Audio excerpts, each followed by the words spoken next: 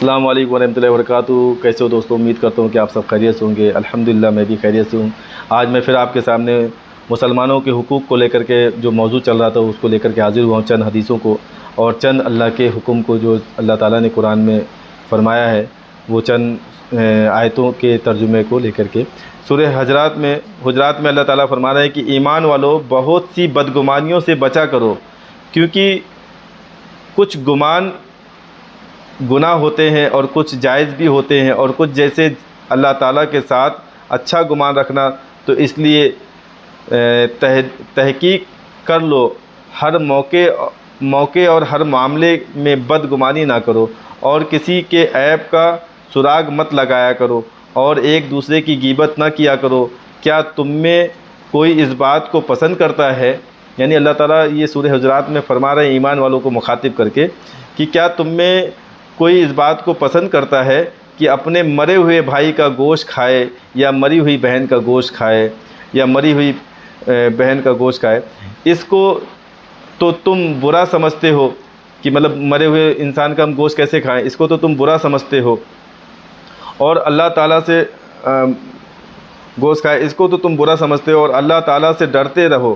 اور توبہ کر لو، بے شک اللہ تعالیٰ بڑے معاف کرنے والے ہیں اور مہربان ہیں۔ اے لوگو، ہم نے تم سب کو ایک مرد اور ایک عورت یعنی آدم و حوا سے پیدا کیا ہے، اس میں تو سب برابر ہیں، کوئی کسی سے بڑا چھوٹا نہیں ہے، اور پھر جس بات میں فرق رکھا وہ یہ ہے کہ تمہاری قومیں اور قبیلے ہم نے بنا دیے جس سے تم ایک دوسرے کو پہچان سکو، یہ صرف اس لیے کہ تاکہ تمہیں آپس میں پہچان ہو، جس میں مختلف مصلحتیں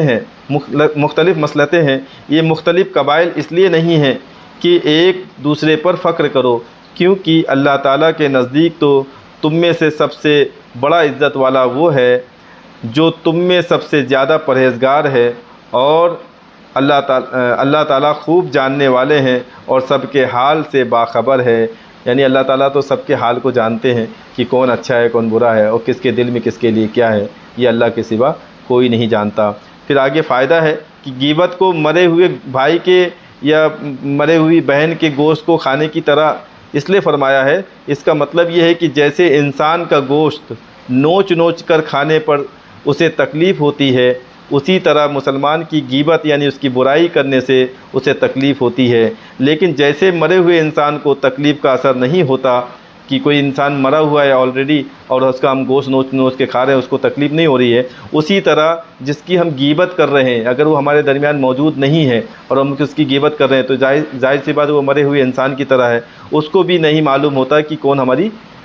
غیبت کر رہا ہے، تو اس لیے اس کو تکلیف نہیں ہوتی ہے۔ لیکن جب اس کو پتہ چلتا ہے کہ فلاں انسان نے میرے بارے میں یہ کہا، تو اس کو پھر اس قدر تکلیف ہوتی ہے کہ جو اللہ تعالیٰ کو بالکل پسند نہیں ہے۔ پھر وہ اس کی تکلیف پر اللہ تعالیٰ، جس نے اس کی غیبت کی ہے، جس نے اس کی برائی کی ہے، پھر وہ اللہ تعالیٰ کے عذاب کا شکار بن جاتا ہے، اللہ تعالیٰ کا گنہگار بن جاتا ہے۔ پھر اللہ تعالیٰ اس کو جو سزا دینا چاہتے ہیں اس کی جیتی زندگی میں یعنی دنیاوی زندگی میں اس کو اللہ تعالیٰ وہ سزا دیتے ہیں۔ اگر کسی نے کسی کے اوپر بلا وجہ بہتان لگایا ہے تو اللہ تعالیٰ اس کو تب تک موت نہیں دیں گے جب تک کہ وہ عیب اس کے اندر ظاہر نہ ہو جائے۔ اللہ تعالیٰ ہم سب کو غیبت کرنے سے اور بہتان لگانے سے اور تمام طرح کی کناہ سے، بغض سے ہماری اور ساری امت مسلمہ کی حفاظت فرمائے، اور ہم سب کو نیک صالح بنائے اور مسلمانوں کے حق کو ادا کرنے والا بنائے۔ السلام علیکم ورحمۃ اللہ وبرکاتہ۔